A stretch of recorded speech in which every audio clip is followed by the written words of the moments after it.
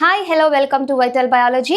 ఈరోజు మనము ఈ వీడియోలో సిఎస్సిఆర్ నెట్ గురించి డీటెయిల్స్ తెలుసుకుందాం. సో సిఎస్సిఆర్ నెట్ అంటే council of scientific and industrial research. So ఈ పర్టికులర్ నేషన్ వైడ్ టెస్ట్ వలన మనకి అడ్వాంటేజ్ ఏంటి, ఎందుకోసం మనం ఈ టెస్ట్ అనేది రాయాలి అంటే, ఎవరైతే పోస్ట్ గ్రాడ్యుయేషన్ కంప్లీట్ అయిపోయారో లేదు పోస్ట్ గ్రాడ్యుయేషన్లో ఉన్న వాళ్ళు కూడా యాక్చువల్గా దీనికి ఎలిజిబుల్. సో దీనివల్ల బెనిఫిట్ ఏంటి అంటే, one is to get the fellowship, that is the research fellowship. దాన్ని మనం జేఆర్ఎఫ్ అంటామండి. సో జూనియర్ రీసెర్చ్ ఫెలోషిప్ కోసం కావచ్చు, లేదా to appointment as a assistant professor. అంటే it's like one of the eligibility to get the like employment in the universities as the assistant professor. And అదేవిధంగా we can also get admission into PhD in various Indian universities and as well as the colleges. ఓకేనండి. సిఎస్సిఆర్ net eligibility అనేది జనరల్గా ఈ 3 different categories కింద divide చేశారండి. So ఇక్కడ చూస్తే మనము కేటగిరీ 1. సో కేటగిరీ 1 అనేది ఎస్పెషల్లీ మనము జేఆర్ఎఫ్కి ఎలిజిబుల్ అవుతాము, అదేవిధంగా అసిస్టెంట్ ప్రొఫెసర్కి కూడా ఎలిజిబుల్ అవుతాము, at the same time PhD అడ్మిషన్స్కి కూడా మనం ఎలిజిబుల్ అవుతాం. Suppose if you are like qualified for category 2. So category 2 అనే దానిలో మనకి జేఆర్ఎఫ్ అనేది అప్లికబుల్ అవ్వదండి. సో కేటగిరీ 2లో ఒకవేళ మనం క్వాలిఫై అయితే only we are eligible for assistant professor and as well as to get admission into PhD. Next మరి కేటగిరీ 3లో కానీ చూస్తే మనం దీనికి కానీ క్వాలిఫై అయితే జేఆర్ఎఫ్కి ఎలిజిబుల్ కాదు, అదేవిధంగా అసిస్టెంట్ ప్రొఫెసర్కి కూడా ఎలిజిబుల్ కాదు, ఓన్లీ PhD అడ్మిషన్కి మాత్రమే ఇక్కడ ఎలిజిబిలిటీ వస్తుంది.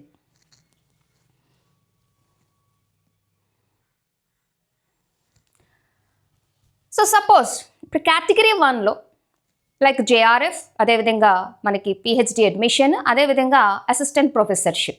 సో ఈ విధంగా మూడింటికి ఎలిజిబిలిటీ అనేది వస్తుంది. సపోజ్ ఇక్కడ జేఆర్ఎఫ్ క్వాలిఫై అయితే ఆ candidates are admitted in to the PhD program based on an interview as per the UGC, that is the minimum standards and procedures for award of PhD degree. అంటే ఇక్కడ చూడండి, ఎవరైతే జేఆర్ఎఫ్కి eligible అయ్యారో వాళ్ళు PhDకి enter అయ్యేటప్పుడు లేకపోతే PhD అడ్మిషన్ తీసుకోవాలి అంటే ఖచ్చితంగా వాళ్ళు ఒక ఇంటర్వ్యూ అనేది ఖచ్చితంగా అటెండ్ అవ్వాల్సి ఉంటుంది. Okay, next so joint CSIR UGC NET and category 2. చూడండి, ఇది category 2 and as well as the category 3. సో ఇక్కడ చూడండి, joint CSIR UGC NET and category 2 and as well as the category 3. అంటే కేటగిరీ 2 అంటే ఏం చెప్పామండి? So here only they are eligible for one is assistant professor and for to get the admission in to the PhD. అదే category 3 అయితే only వాళ్ళు PhDకి అడ్మిషన్కి మాత్రమే eligible. Okay, so they can be used as an entrance test for PhD admission in place of entrance test conducted by the different universities. అంటే ఎవరైతే category 2 అదేవిధంగా category 3 అనేది qualify అవుతారో వాళ్ళు ఏదైతే మనకి different universities all over the India వాళ్ళు conduct చేసే PhD ఎంట్రన్స్ టెస్ట్లు ఉంటారో అవి రాయనవసరం లేకుండానే వాళ్ళు అందులో అడ్మిషన్ అనేది తీసుకోవచ్చు. For admission to PhD, the marks obtained in the joint CSIR UGC net by the candidates in category 2 and category 3 will be valid for a period of 1 year from the date of declaration of the result of joint CSIR UGC net. అంటే ఇప్పుడు మనకి category 2లోని అదేవిధంగా category 3 కానీ ఒకవేళ like they got eligible, ఓకేనండి, qualify అయితే అలాంటి candidates PhD admission తీసుకోవడానికి వాళ్ళకి వ్యాలిడిటీ టైం ఎంత ఉన్నది అంటే it's just a period of 1 year. అంటే క్వాలిఫై అయిన దగ్గర నుంచి, ఎప్పుడు దగ్గర నుంచి అండి? చూడండి, రిజల్ట్ ఆఫ్ డిక్లరేషన్ అన్నాడు. అంటే ఎప్పుడైతే రిజల్ట్ డిక్లేర్ చేశారు, సో క్వాలిఫై అయ్యారు అని, అక్కడ ఆ డేట్ నుంచి 1 year వరకు మాత్రమే వాళ్ళకి వ్యాలిడిటీ అనేది ఉంటుంది. ఓకే, సో ఎవరికండి ఇది? So this is for the category 2 and as well as the category 3 qualify అయిన వాళ్ళకి. అండ్ దట్ టు దేనికోసం అండి? To get the admission in to the PhD admission కోసం అయితే ఎవరైతే category 1 and as well as the category 2లో qualify అవుతున్నారో వాళ్ళకంటూ ఒక స్పెసిఫిక్ టైం లిమిట్ అనేది ఇచ్చారు. ఏంటి ఆ స్పెసిఫిక్ టైం లిమిట్ అంటే, so that is about 1 year. కానీ అదే ఒకవేళ మనము అసిస్టెంట్ ప్రొఫెసర్ కోసము కానీ చూస్తే ఇక్కడ చూడండి క్లియర్గా మనకి ఇచ్చారు, there is no end period for the validity of the qualifying certificate of assistant professor. ఓకేనండి. సో అసిస్టెంట్ ప్రొఫెసర్ అయితే మాత్రము వ్యాలిడిటీ అనే దానికి ఏమి స్పెసిఫిక్ ఎండ్ అనేది మనకి ఇవ్వలేదు. అంటే లైఫ్ టైం వ్యాలిడిటీ కింద మనం దాన్ని కన్సిడర్ చేసుకోవచ్చు. అంటే సిఎస్ఐఆర్ నెట్ రాసిన తర్వాత ఎవరైతే కేటగిరీ 1 క్వాలిఫై అవుతున్నారో వాళ్ళు ఖచ్చితంగా దేనికి ఎలిజిబుల్ అవుతున్నారండి? So they are eligible for this research fellowship. ఓకేనండి. జూనియర్ రీసెర్చ్ ఫెలోషిప్కి వాళ్ళు ఎలిజిబుల్ అవుతున్నారు అలాంగ్ విత్ అ స్టైపెండ్. ఓకేనండి. సో ఎంత స్టైపెండ్ ఇస్తారు? So the stipend of a JRF selected through CSIR national eligibility test will be 37,000 rupees per month. ఓకేనండి. సో ఒక మంత్కి 37,000 rupees అనేది వాళ్ళు ప్రొవైడ్ చేయడం జరుగుతుంది యాజ్ అ స్టైపెండ్. సో అది ఎన్ని ఇయర్స్ వరకు వాళ్ళు కంటిన్యూ చేస్తారు అంటే అరౌండ్ లైక్ 2 years. ఓకేనా. ఫస్ట్ 2 years మంత్కి 37,000 చెప్పున వాళ్ళు ఆ స్టైపెండ్ అనేది ఇస్తున్నారు. And in addition annual contingent grant of 20,000 is reimbursed directly to the fellow. ఓకేనండి. ఆ 37,000 కాకుండా యాన్యువల్గా అంటే ఇయర్కి మళ్ళీ ఎంత అండి? అరౌండ్ లైక్ 20,000 అనేది డైరెక్ట్గా ఎవరైతే క్యాండిడేట్ ఉన్నారో క్యాండిడేట్కి ఇవ్వడం జరుగుతుంది. So now on completion of 2 years as a JRF అంటే జూనియర్ రీసెర్చ్ ఫెలోషిప్లో ఫస్ట్ 2 years కంప్లీట్ అయిపోయాక if the fellow is registered for PhD, ఓకేనంటే పిహెచ్డికి కానీ రిజిస్టర్డ్ అయితే the fellowship will be upgraded, ఓకేనండి, టు సీనియర్ రీసెర్చ్ ఫెలోషిప్. ఓకేనండి. JRF junior research fellowship అనేది 2 yearsలో అది అప్గ్రేడ్ అయ్యి ఎస్ఆర్ఎఫ్ అంటే సీనియర్ రీసెర్చ్ ఫెలోషిప్ అనేది వాళ్ళు శాంక్షన్ చేస్తారు. సో దానికంటూ స్టైఫండ్ అనేది కానీ చూసారనుకోండి, ముందేమో 37,000 ఉన్నది first 2 years. But now after the second year ఎప్పుడైతే ఎస్ఆర్ఎఫ్ అనేది స్టార్ట్ అవుతుందో మంత్కి 42,000 rupees అనేది ఇవ్వడం జరుగుతుంది. ఓకేనండి. For the third and subsequent years అంటే థర్డ్ ఇయర్ ఇస్తారు. అదేవిధంగా పిహెచ్డి ప్రోగ్రామ్ కంటిన్యూ అయిన ఇయర్స్ ఎన్ని ఇయర్స్ అయితే అది కంటిన్యూ అవుతుందో అది స్టైఫండ్ కూడా కంటిన్యూ చేస్తారు. సిఎస్ఐఆర్ నెట్ ఎలిజిబిలిటీ క్రైటీరియా అనేది ఒకసారి చూద్దాం. జనరల్గా జనరల్ కేటగిరీ లేదా అన్రిజర్వ్డ్ లేదా జనరల్ ఈడబ్ల్యూఎస్ క్యాండిడేట్స్ ఎవరైతే ఉంటారో వాళ్ళకి ఖచ్చితంగా ఎంత పర్సంటేజ్ చెప్తున్నారండి? It should be about 55% marks అనేవి ఖచ్చితంగా వాళ్ళ యొక్క పోస్ట్ గ్రాడ్యుయేషన్లో వాళ్ళు సెక్యూర్ చేసుకుని ఉండాలి. ఓకేనండి. ఎవరికి? జనరల్ కేటగిరీ వాళ్ళకి. ఓకే. సో జనరల్ కేటగిరీలో లేదా అన్రిజర్వ్డ్ క్యాండిడేట్స్ అంటున్నాము లేదా జనరల్ ఈడబ్ల్యూఎస్ క్యాండిడేట్స్కి పీజీలో ఖచ్చితంగా ఎంత పర్సంటేజ్ ఉండాలండి? 55% అనేది ఖచ్చితంగా ఉండాలి. ఓకే. మరి అదర్ బ్యాక్వర్డ్ క్లాసెస్, ఓకే, అంటే OBC and OBC which are belonging to non creamy layer, ఓకేనండి, నాన్ క్రీమీ లేయర్ కింద వచ్చేవాళ్ళు, అదేవిధంగా ఎస్సీ షెడ్యూల్ క్యాస్ట్, అదేవిధంగా షెడ్యూల్ ట్రైబ్స్ వాళ్ళకైతే, అదేవిధంగా పర్సన్స్ విత్ డిజబిలిటీ, ఓకేనండి. సో వాళ్ళకైతే ఖచ్చితంగా ఒక 5% ఆఫ్ రిలాక్సేషన్ అనేది వాళ్ళు ఇస్తున్నారు. సో ఇక్కడ వాళ్ళకు ఉండాల్సింది ఎంత అంటే 50% marks they should secure in their PG. So general unreserved EWS క్యాండిడేట్స్కి అయితే 55%, whereas persons with disability and as well as the OBC, SC, ST so ఇలాంటి వాళ్ళకైతే ఇక్కడ ఎంత అండి? 50% అనేది ఖచ్చితంగా ఉండాలి. అంటే సిఎస్ఐఆర్ నెట్ రాయాలి అంటే ఖచ్చితంగా మరి పీజీ కంప్లీట్ అయ్యి ఉండాలా అంటే even those who are actually pursuing their master's degree అంటే పీజీ ఎవరైతే ఇప్పుడు ప్రస్తుతం చేస్తూ ఉన్నారో లేదా who have appeared for their qualifying master's degree అంటే ఎవరైతే ఫైనల్ ఇయర్లో ఉన్నారో వాళ్ళు కూడా ఏం చేయొచ్చండి. అండ్ అలానే ఇంకా ఏం చెప్తున్నారు? Those whose result is still awaited అంటే కొన్ని కారణాల వల్ల ఆల్రెడీ ఎగ్జామ్స్ రాసి రిజల్ట్స్ ఏమైనా పెండింగ్లో ఉండి అలాంటి candidates are candidates whose qualifying examinations have been delayed, ఓకేనండి. అంటే యాక్చువల్గా అయితే 2 years ప్రోగ్రామ్ కంప్లీట్ అయిపోవాలి, కానీ కొన్ని రీజన్స్ వలన suppose the schedule got post phone అలాంటి కండిషన్స్లో వాళ్ళు కూడా ఏం చేయొచ్చండి? They can also apply for this test. వాళ్ళు కూడా అప్లై చేయొచ్చు. పీజీ చదువుతున్న స్టూడెంట్స్, రిజల్ట్స్ కోసం వెయిట్ చేస్తూ ఉన్న స్టూడెంట్స్కి ఖచ్చితంగా ఇక ఫ్లెక్సిబిలిటీ అయితే ఇచ్చారు. కానీ ఖచ్చితంగా once they got the result, ఏదైతే మనకి ఎలిజిబిలిటీ క్రైటీరియాలో పర్సంటేజ్ ఆఫ్ మార్క్స్ మెన్షన్ చేశారో, అంటే జనరల్ కేటగిరీస్కి అయితే 55%, అదే OBC, SC, ST and other like disabled candidates వాళ్ళకి 50% ఖచ్చితంగా ఉండాల్సిందే. So such candidates must complete their master's degree or equivalent examination within 2 years from the date of joint CSIR net result and with required percentage of marks. ఎవరైతే students PG చదువుతూ ఉన్నారో వాళ్ళకి ఒక చిన్న flexibility ఉంది. ఏంటో ఫ్లెక్సిబిలిటీ?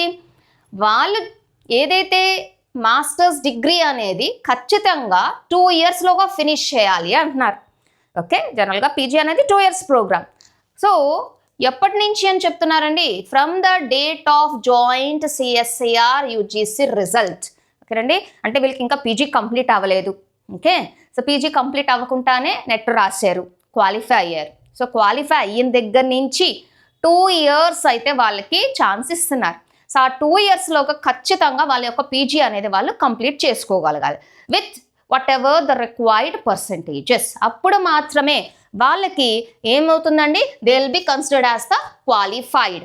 అదర్వైజ్ సపోజ్ వాళ్ళు ఇచ్చిన మార్క్స్ కానీ పర్సంటేజెస్ కానీ వాళ్ళు తెచ్చుకోలేకపోతే then they shall be treated as disqualified. ఓకేనండి, అప్పుడు మాత్రం వాళ్ళని డిస్క్వాలిఫై చేసేస్తారు. Okay, here one more condition is also there. See here, suppose if the candidates having passed a 4-year or 8 semester bachelor's degree. ఓకేనండి, అంటే జనరల్గా 3 years bachelors degree plus 2 years post graduation degree కాకుండా suppose candidate 4 years degree program అనేది complete చేసి ఉంటే, yes those are also eligible. ఓకేనండి, వాళ్ళు కూడా ఇక్కడ ఎలిజిబుల్లే, అప్లై చేసుకోవచ్చు. ఓకే, కాకపోతే so they should have a minimum of 75 marks in aggregate or its equivalent grade on a point scale. ఇక్కడ వీళ్ళకైతే పర్సంటేజ్ ఎంత ఇచ్చారండి? 75%. ఓకేనండి, 4 ఇయర్ బ్యాచిలర్స్ డిగ్రీ వాళ్ళు కూడా ఈ సిఎస్ఆర్ నెట్ అప్లై చేసుకోవచ్చు. కాకపోతే వాళ్ళకి కావాల్సిన మార్క్స్ పర్సంటేజ్ ఎంతండి? Yes, it is about 75%. Okay, so ఇది 75% అంటే ఇంతకట్లాగేనండి. So this is for general category. అదే ఒకవేళ మనం చెప్పిన లైక్ ఓబీసీ క్యాండిడేట్స్ కావచ్చు, లేకపోతే ఎస్సీ ఎస్టీ క్యాండిడేట్స్ కావచ్చు, వాళ్ళకి ఖచ్చితంగా ఆ 5% రిలాక్సేషన్ ఆఫ్ మార్క్స్ అనేవి ఖచ్చితంగా ఉంటాయి. అంటే వాళ్ళు సెక్యూర్ చేయాల్సిన మార్క్స్ 70%. ఓకే,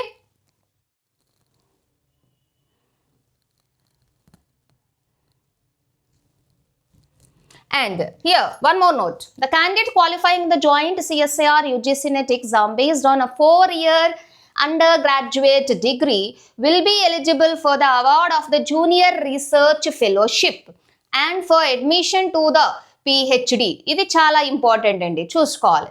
మనం ఏమంటున్నాము? ఎస్, ఎవరైతే 4 ఇయర్స్ డిగ్రీ అనేది కంప్లీట్ చేసుకున్నారో those are also eligible, even though వాళ్ళకి పీజీ లేకపోయినా.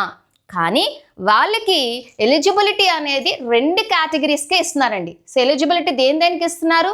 ఒకటేమో జేఆర్ఎఫ్కి ఇస్తున్నారు, ఇంకోటి వచ్చేసేటప్పటికి పిహెచ్డి అడ్మిషన్కి ఇస్తున్నారు. అంతేగాని they are not giving the eligibility for appointment as assistant professor. అంటే ఖచ్చితంగా అసిస్టెంట్ ప్రొఫెసర్ ఎలిజిబిలిటీకి ఏం కావాలండి? ఎస్, పీజీ అనేది ఖచ్చితంగా కావాల్సిందే. Okay, bachelors degree with 4 years complete అయిన వాళ్ళు only eligible for JRF and as well as the PhD, but not for the assistant professors. So that is about the educational qualifications. మరి age limit ఏమైనా ఉన్నదా మనకి CSR NET apply చేసుకోవడానికి అంటే? Yes, suppose if it is for JRF, ఓకేనండి, junior research ఫెలోషిప్కి అయితే ఖచ్చితంగా ఇక్కడ ఒక ఏజ్ లిమిట్ మనకి ఇచ్చారు. They should not more than 30 years. ఓకేనండి, అంటే 30 ఇయర్స్ లోపే ఉండాలి ఖచ్చితంగా. As on the first day of the month in which the examination is concluded, that is December 2025. అంటే మనకి ఏదైతే ఎగ్జామినేషన్ అనేది కండక్ట్ చేస్తున్నారో ఆ మంత్ యొక్క ఫస్ట్ డేకి ఖచ్చితంగా వాళ్ళ యొక్క ఏజ్ అనేది 30 అబవ్ అయితే ఉండకూడదు. Okay, so this is for JRF. ఓకేనండి. And here a relaxation of up to 5 years is provided to the candidates belonging to OBC and as well as the SC, ST and like disabled persons and third gender categories. అంటే ఏ విధంగా అయితే మార్క్స్లో relaxation అనేది category wise provide చేశారో age relaxation అనేది కూడా మనకి category wise provide చేశారు. ఓకేనండి. సో ఇక్కడ JRFకి జనరల్ కేటగిరీ వాళ్ళకైతే 30 years పైన ఉండకూడదు. అదే OBC, SC, ST డిజేబుల్డ్ పర్సన్స్కి అయితే 5 years ఆఫ్ ఏజ్ రిలాక్సేషన్ అనేది ఇస్తున్నారు. అంటే age should not be more than 35 years in case of OBC, SC, ST, third gender category and disabled persons. Relaxation of age అని చెప్పాము. Even that is applicable for the women applicants. ఓకేనా అండి.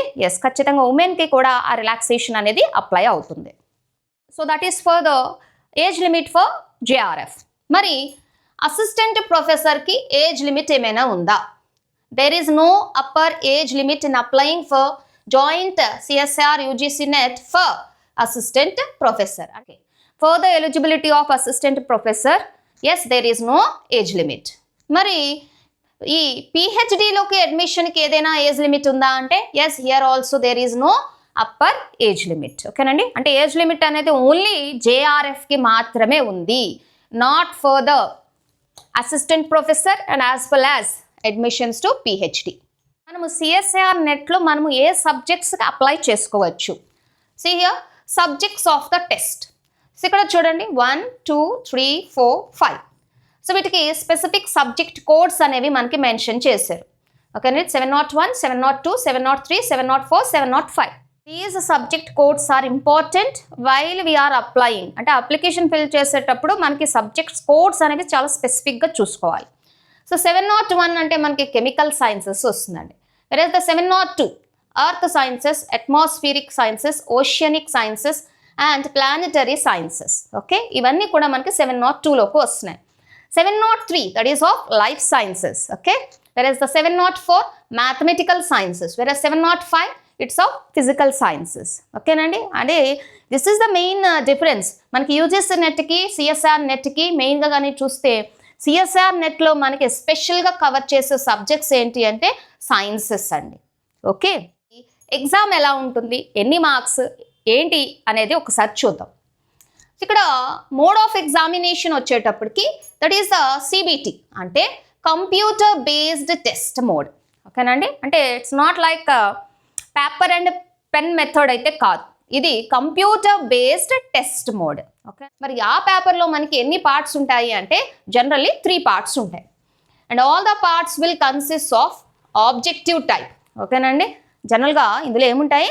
Objective type క్వశ్చన్సే ఉంటాయి. That is of MCQs. ఓకేనండి. MCQs అంటే question మనకి options and there will be no break between papers. So ఇప్పుడు ఏదైతే మనం 3 parts కింద టెస్ట్ అనేది కండక్ట్ చేస్తున్నారో ఆ పార్ట్ 1కి 2కి 3కి మధ్యలో ఎక్కడా కూడా బ్రేక్ అనేది ఉండదు. It's a continuous test. The subject wise scheme of examination is as per details below. ఓకేనండి. సో అసలు ఆ పేపర్లో మనకి అసలు ఆ పార్ట్ ఏలో ఏముంటాయి, ఎన్ని క్వశ్చన్స్ ఉంటాయి అనేది ఒకసారి చూద్దాం. Scheme of examination for chemical sciences. So subject code that is 701. చూడండి, టోటల్ నెంబర్ ఆఫ్ క్వశ్చన్స్. జనరల్గా మనం ఆల్రెడీ చెప్పాము ఒక్కొక్క సబ్జెక్టులో 3 parts ఉంటాయి. ఓకేనండి. Part A, part B, part C. ఎన్ని క్వశ్చన్స్ ఉంటాయి? పార్ట్ ఏలో ఎన్ని క్వశ్చన్స్ ఉంటాయి? 20 questions ఉంటాయి. అందులో ఎన్ని అటెంప్ట్ చేయాలి అంటే 15 questions అటెంప్ట్ చేయాల్సి ఉంటుంది. And each of the question carries how many marks అంటే 2 marks అనేవి వస్తాయండి. ఓకే, ఎన్ని 2 marks. అదే పార్ట్ బిలో అనుకోండి టోటల్ క్వశ్చన్స్ 40 అండ్ ఎన్ని క్వశ్చన్స్ అటెంప్ట్ చేయాలి? 35. అండ్ ఇక్కడ కూడా మనకి ఎన్ని మార్క్స్ ఇస్తారు అంటే ఒక్క క్వశ్చన్కి, ఒక్క కరెక్ట్ క్వశ్చన్కి 2 marks. పార్ట్ సిలో 60 questions ఉంటాయండి. ఎన్ని క్వశ్చన్స్ అటెంప్ట్ చేయాలి? 25 అటెంప్ట్ చేయాల్సి ఉంటుంది. ఓకే, 25.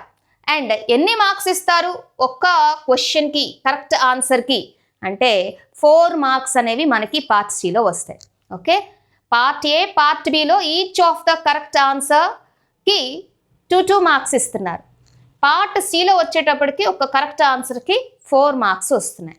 ఓకే, అండ్ ఇక్కడ మనం గుర్తుపెట్టుకోవాల్సింది సిఎస్ఐఆర్ నెట్లో ఏమున్నాయండి, నెగటివ్ మార్కింగ్ అనేది ఉంది. Okay, 1/4 that is the negative marking. కానీ అన్ని సబ్జెక్ట్స్కి నెగటివ్ మార్కింగ్ ఒకేలా ఉండదు, అది కూడా చూసుకోవాలి. ఇక్కడ మనకి కెమికల్ సైన్సెస్ చూడండి, ఎస్ ఇట్ ఈస్ ఆఫ్ 25%, అంటే 1/4 అనేది మనకి ఇక్కడ నెగిటివ్ మార్కింగ్ ఉంటుంది. ఓకే, అంటే 2 మార్క్స్ కదా ఒక్క క్వశ్చన్కి, అంటే 1/4 అంటే ఎంత అండి, ఎస్ హాఫ్ మార్క్ అనేది అక్కడ మీరు లూజ్ అవుతారు for any of a wrong answer. Okay, అదే ఇక్కడ అనుకోండి 4 మార్క్స్ వస్తున్నాయి ఒక క్వశ్చన్కి, అందుకే 1/4 అంటే you will lose 1 mark. Okay, అంటే ఆల్ టుగెదర్ మనం చూస్తే ఇక్కడ టోటల్ నెంబర్ ఆఫ్ క్వశ్చన్స్ ఎన్ని అయ్యాయండి, 120 క్వశ్చన్స్. 120లో అటెంప్ట్ చేసే క్వశ్చన్స్ ఎన్ని, 75. And how many like marks all together the total marks అంటే 200 is the total marks. Okay, so that is for the chemical sciences. Life sciences చూడండి, maximum ఇంచుమించుగా సేమ్గానే ఉంటుంది. So life సైన్సెస్లో అయితే మనకి పార్ట్ ఏలో 20, part below 50, part సిలో 75. Okay, ఇక్కడ attempt చేయాల్సినవి 15, ఇక్కడ 35, ఇక్కడ 25. ఇక్కడ ఈచ్ క్వశ్చన్కి కరెక్ట్ ఆన్సర్కి 2 మార్కులు, ఇక్కడ 2 మార్కులు, ఇక్కడ 4 మార్క్స్. అండ్ ఇక్కడ కూడా నెగిటివ్ మార్కింగ్ ఎంత అండి, 25%, అంటే 1/4. ఇక్కడ కూడా క్వశ్చన్స్ చూడండి, total number of questions 145. And ఎన్ని అటెంప్ట్ చేయాలి, 75. అండ్ ఎన్ని మార్క్స్ టోటల్ అంటే 200 marks. Okay, so this is about the one. ఇక్కడ జాగ్రత్త చూడండి, మనకి డిఫరెన్స్ ఉన్నది లైక్ కెమికల్ సైన్సెస్కి లైఫ్ సైన్సెస్కి. ఓకే, ఇక్కడ పార్ట్ ఏలో డిఫరెన్స్ లేదు, పార్ట్ బి దగ్గర మనకి డిఫరెన్స్ వస్తుంది, అలానే పార్ట్ సి. ఓకేనండి, ఇక్కడ టోటల్ నెంబర్ ఆఫ్ క్వశ్చన్స్ 120, ఇక్కడ టోటల్ నెంబర్ ఆఫ్ క్వశ్చన్స్ 145. ఇక్కడ అటెంప్ట్ చేయాల్సినవి 75, ఇక్కడ కూడా అటెంప్ట్ చేయాల్సినవి 75. కానీ టోటల్ మార్క్స్ రెండిట్లో కూడా ఎంత అండి, 200 is the total marks. Next ఏమో మ్యాథమెటికల్ సైన్సెస్ అండి, కోడ్ 704. ఇక్కడ మనం చూడండి, హియర్ పార్ట్ ఏలో 20, పార్ట్ బిలో 40, పార్ట్ సిలో 60. ఇక్కడ అటెంప్ట్ చేయాల్సినవి 15, ఇక్కడ 25, ఇక్కడ 20. అండ్ ఇక్కడ మనకి ఈచ్ కరెక్ట్ ఆన్సర్కి ఎన్ని మార్క్స్ వస్తాయండి, 2 మార్క్స్. ఇక్కడ వచ్చేటప్పటికి ఈచ్ కరెక్ట్ ఆన్సర్కి yes how many marks, 3 marks. And ఇక్కడ ఈచ్ కరెక్ట్ ఆన్సర్కి యూ విల్ గెట్ 4.75 మార్క్స్. ఓకేనండి, అండ్ ఇక్కడ మనం చాలా జాగ్రత్తగా చూసుకోవాలి. మ్యాథమెటికల్ సైన్స్లో అయితే మాత్రము మార్క్స్ అలాట్మెంట్ చాలా డిఫరెంట్గా ఉంది. ఓకే, పార్ట్ ఏలో ఒక్క క్వశ్చన్కి 2 మార్క్స్, పార్ట్ బిలో అయితే 3 మార్క్స్, పార్ట్ సిలో అయితే 4.75 మార్క్స్. ఓకే, అదేవిధంగా నెగిటివ్ మార్కింగ్ కూడా డిఫరెంట్. చూడండి ఇక్కడ పార్ట్ ఏ అండ్ బి ఎంత అండి, ఇక్కడ 25%, అంటే ఇక్కడ 1/4, ఇక్కడ కూడా 1/4. But there is no negative marking in part C. Part సిలో నెగటివ్ మార్కింగ్ అనేది లేదు. ఓకేనండి, no negative marking in the part C. Okay, మ్యాథమెటిక్స్లో మనము ప్యాటర్న్ అనేది కొంచెం చాలా డిఫరెంట్గా ఉంది. ఇక్కడ టోటల్ నెంబర్ ఆఫ్ క్వశ్చన్స్ ఏమో వాళ్ళు ఇచ్చేవి 120, అటెంప్ట్ చేసేవి 60. అండ్ టోటల్ ఎన్ని మార్క్స్కి అంటే 200 marks. Next coming towards the physical sciences. So this is for the code is 705. ఇక్కడ కూడా పార్ట్ ఏలో 20, పార్ట్ బిలో 25, పార్ట్ సిలో 30. సో ఓవరాల్గా ఎన్ని క్వశ్చన్స్ ఉంటాయండి, 75. అటెంప్ట్ చేయాల్సినవి పార్ట్ ఏలో అయితే 15, పార్ట్ బిలో 20, పార్ట్ సిలో 20. అండ్ టోటల్ వచ్చేసేటప్పటికి ఎన్ని అటెంప్ట్ చేస్తారో out of 75, yes you should attempt 55. Marks కూడా ఇక్కడ కూడా కొంచెం డిఫరెన్స్ చూడొచ్చు. పార్ట్ ఏలో ఈచ్ కరెక్ట్ ఆన్సర్కి 2 మార్క్స్, పార్ట్ బిలో ఈచ్ కరెక్ట్ ఆన్సర్కి 3.5 మార్క్స్. అండ్ పార్ట్ సిలో ఈచ్ కరెక్ట్ ఆన్సర్కి 5 మార్క్స్. ఓకేనండి, అండ్ ఇక్కడ నెగటివ్ మార్కింగ్ చూస్తే yes marks for each incorrect answer, negative marking for part A, B and C ఎంతండి, ఇక్కడ కూడా 25%, అంటే ఇక్కడ మనకి 1/4. 2లో 1/4 అంటే ఒక రాంగ్ ఆన్సర్కి మీకు హాఫ్ మార్క్ పోతుంది. ఇక్కడ 0.875, ఇక్కడ వచ్చేటప్పటికి 1.25. Okay, so like this 25% for all the 3 parts for mathematics. ఓకేనండి, so this is about the like scheme of marks in this CSR for each of the subject. ఈ స్కీమ్ ఆఫ్ మార్క్స్తో పాటుగా మనము ఇక్కడ కొంచెం తెలుసుకోవాల్సిన విషయం ఇంకోటి కూడా ఉంది. సో ఇక్కడ చూడండి, for chemical sciences what they are saying, the candidate is required to answer a maximum of 15, 35 and 25 questions from part A, part B and part C respectively. ఇది ఆల్రెడీ మనం చూసాం. See, more than required number of questions are answered, only the first 15, 35 and the 25 questions in part A, part B and part C respectively will be taken up for evaluation. ఓకేనండి, అంటే ఏం చెప్తున్నారు ఇక్కడ, chemical సైన్సెస్లో ఒకవేళ మనము వాళ్ళు required ఏదైతే చెప్పారో, అంటే ఇక్కడ ఒకసారి చూడండి, కెమికల్ సైన్సెస్లో ఎస్ ఇక్కడ 20 క్వశ్చన్స్ ఇచ్చారు, కానీ అటెంప్ట్ చేయాల్సింది ఎన్నండి, 15. ఓకే, ఇక్కడ మీరు ఎన్ని అటెంప్ట్ చేస్తున్నారు, 40 క్వశ్చన్స్లో 35 అటెంప్ట్ చేయాలి, ఇక్కడ 60లో 25 అటెంప్ట్ చేయాలి. సపోజ్ ఇక్కడ చూడండి 60 క్వశ్చన్స్ ఉన్నాయి. ఓకేనండి, 1 2 3 like that up to 60 questions. మీరు అందులో ఎన్ని అటెంప్ట్ చేయాలి, ఓన్లీ 25 క్వశ్చన్స్ అటెంప్ట్ చేయాలి. మరి 25 క్వశ్చన్స్ అటెంప్ట్ చేసేటప్పుడు సపోజ్ మీరు 1 నుంచి 10 వరకు చేశారు, మళ్ళా 15 to 30 చేశారు. ఓకేనండి, అంటే ఎన్ని అయ్యాయి అక్కడికి, ఇవి ఒక 10, ఇది ఒక 25 కంప్లీట్ అయిపోయి. ఇప్పుడు 30 తర్వాత కూడా మీరు కొన్ని అటెంప్ట్ చేశారు, లైక్ ఫర్ ఎగ్జాంపుల్ ఒక క్వశ్చన్ నెంబర్ 35, 46, అదేవిధంగా ఒక 50, 52 like this you have attempted. ఓకేనండి, అలా అటెంప్ట్ చేశారు, కానీ మీరు అటెంప్ట్ చేయాల్సినవన్నీ 25 అటెంప్ట్ చేస్తే చాలు. కానీ ఇక్కడ చూడండి, ఇక్కడ ఆల్రెడీ 10 అయిపోయి, ఇక్కడ ఇంకొక 15 కంప్లీట్ అయిపోయి, అంటే ఇక్కడే మనకి 25 కంప్లీట్ చేసేసారు మీరు. అంటే క్వశ్చన్ నెంబర్ 30 వచ్చేటప్పటికి మీరు 25 క్వశ్చన్స్ అటెంప్ట్ చేస్తారు. అంటే ఇచ్చిన నెంబరే కాకుండా ఎక్స్ట్రా కూడా మీరు ఒకవేళ ఆప్ట్ చేస్తే, ఎలా ఆప్ట్ చేశారు, లైక్ క్వశ్చన్ నెంబర్ 35 చేశారు, 46, 50, 52 ఇలా ఈ క్వశ్చన్స్ కూడా మీరు చేశారు. అంటే మీరు మొత్తం ఎన్ని అటెంప్ట్ చేసినట్టు, 29 క్వశ్చన్స్ అటెంప్ట్ చేశారు, కానీ అడిగింది ఓన్లీ 25. మరి అప్పుడు వాళ్ళు ఎవాల్యుయేషన్ ఎలా చేస్తారండి, ఫస్ట్ నుంచి కౌంట్ చేస్తారు. అంటే ఎప్పుడైతే కౌంట్ చేస్తున్నప్పుడు 25 కంప్లీట్ అయిపోతుందో ఎస్ అక్కడతో ఇవాల్యుయేషన్ ఆపేస్తారు. They don't go further. Next మీరు అటెంప్ట్ చేసిన క్వశ్చన్స్ ఇవాల్యుయేట్ చేయబడవు. సో దట్స్ వై ఏవైతే కాన్ఫిడెంట్గా ఉంటామో ఆ క్వశ్చన్స్ని మాత్రమే మనం ఏం చేసుకోవాలండి, ఆప్ట్ చేయగలగాలి. Okay, even for life sciences కూడా అంతేనండి. ఏదైతే వాళ్ళు రిక్వైర్డ్ చెప్పారో ఆ నెంబర్ ఆఫ్ క్వశ్చన్స్ అనేవి వాళ్ళు ఎలా తీసుకుంటారు అంటే లైక్ ఇన్ అ ప్రాపర్ సీక్వెన్స్లో మాత్రమే తీసుకుంటారు. ఎక్స్ట్రా అనేది మీరు అటెంప్ట్ చేసిన, సపోజ్ ఎప్పుడైతే ఏదైతే మన maximum limit of questions attempt చేసేసాము అనుకుంటామో తర్వాత ఫర్దర్ క్వశ్చన్స్ వాళ్ళు ఇవాల్యుయేట్ చెయ్యరు. అంటే whatever we said to the chemical sciences the same is applicable for the life sciences. ఓకేనండి, ఓకే, ఇక్కడ కూడా అంతే చూడండి. If more than required number of questions are answered, only the first 15, 25, 20 questions in part A, part B and part C respectively will be taken up for evaluation. ఓకేనండి, అందుకని చాలా జాగ్రత్తగా మనము అవి చూసుకొని మ్యాక్సిమం లిమిట్ ఏదైతే అడుగుతున్నారో if you are confident then only we have to opt, otherwise unnecessarily we may lose the marks. Okay, the same even for the physical sciences. So scheme of ఎగ్జామినేషన్లో మనకి 3 పార్ట్స్ ఉంటాయి అయితే తెలుసుకున్నాం. And ఏ పార్ట్లో ఎన్ని questions ఉంటాయి, ఎన్ని attempt చేయాలి, ఎన్ని మార్క్స్ ఉంటాయి, నెగిటివ్ మార్కింగ్ ఎలా ఉంటుంది అనేది కూడా తెలుసుకున్నాం. మరి ఈ పార్ట్ ఏలో అసలు మనకి ఏ సబ్జెక్ట్ ఉంటుందో చూద్దాం. So part A shall be common to all subjects. ఓకేనండి, అంటే మీరు ఫిజికల్ సైన్సెస్ రాస్తున్నారా, కెమికల్ సైన్సెసా, లైఫ్ సైన్సెసా అనేది సంబంధం లేకుండా అందరికీ కామన్గా ఉంటుంది.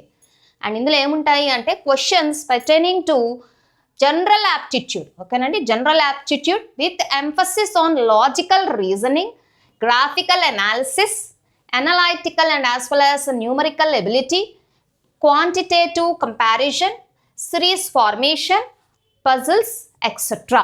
ఓకేనండి, సో జనరల్ యాప్టిట్యూడ్ ఇది అందరికీ కూడా కామన్ పేపర్. మరి పార్ట్ బిలో ఏముంటుంది? Yes, part B shall contain subject related conventional multiple choice questions. ఓకేనండి, అంటే ఇది కంప్లీట్గా మన సబ్జెక్ట్కి రిలేటెడ్. అంటే suppose if the person is applied for the physical sciences, yes physics నుంచి మాత్రమే క్వశ్చన్స్ అనేవి వస్తాయి. ఓకే, మరి పార్ట్ సిలో ఏముంటాయి? Yes, part C also should contain higher order questions that may test the candidates knowledge of scientific concepts and are application of the scientific concepts. ఓకేనండి, అంటే ఇక్కడ చూడండి And the question shall be of analytical nature, where a candidate is expected to apply scientific knowledge to arrive at the solution to the given scientific problem. So ఇక్కడ మనకి concept related కావచ్చు, లేదా application to the concept కావచ్చు, లేదా some analytical problems కావచ్చు. మనకి questions అనేవి part సిలో అనేది అడుగుతారు. ఓకే, సో సమ్వాట్ మనకి పార్ట్ సిలో, దట్స్ వై ఆ మార్క్స్ అనేవి కూడా ఈచ్ క్వశ్చన్కి మనకి ఎక్కువ మార్క్స్ అనేవి మనకి ఇవ్వడం జరిగింది. మరి ఎగ్జామ్ అనేది ఏ మీడియంలో ఉంటుంది అంటే, సో పేపర్ ఈజ్ బైలింగ్యువల్. ఓకేనండి, బైలింగ్యువల్ 2 లాంగ్వేజెస్లో ఉంటుంది. ఒకటేమో హిందీ, ఇంకోటి వచ్చేసేటప్పటికి ఇంగ్లీష్. Okay, Hindi English. జనరల్గా హిందీ లేదా ఇంగ్లీష్ అనేది మనము అప్లికేషన్ పెట్టేటప్పుడే మనకి మీడియం ప్రిఫరెన్స్ అనేది వాళ్ళు అడగడం జరుగుతుంది. So at that time only we have to prefer ఆ మీడియం అనేది మనం సెలెక్ట్ చేసుకోవాలి. మనకి ఇక్కడ కొన్ని ఇంపార్టెంట్ డేట్స్ అనేవి మెన్షన్ చేశారండి. సో ఫస్ట్ థింగ్ ఈజ్ మనకి ఆల్రెడీ ఆన్లైన్ రిజిస్ట్రేషన్ అనేది స్టార్ట్ అయ్యింది. సో ఎప్పుడు మొదలైంది అంటే చూడండి, September 25th. Okay, September 25th అనేది ఆల్రెడీ రిజిస్ట్రేషన్ అనేది స్టార్ట్ అయింది. ఎప్పటి వరకు అది అంటే October 24th వరకు అండి. ఓకే, ఎప్పటి వరకు కంటిన్యూ అవుతుంది? October 24th వరకు కూడా అది కంటిన్యూ అవుతుంది. And last date for successful transaction of examination fee. So examination fee అనేది ఎప్పటి వరకు అది మనకి అయ్యే ఛాన్సెస్ ఉన్నాయి అంటే లైక్ October 25th వరకు కూడా మనకి ఏదైతే పేమెంట్ ఉంటుందో ఆ పేమెంట్ ట్రాన్సాక్షన్స్ అనేవి up to October 25th night 11:50 PM వరకు కూడా మనకి ఛాన్స్ అయితే ఉన్నది. ఒకసారి అప్లికేషన్ ఫీజ్ డీటెయిల్స్ చూద్దామండి.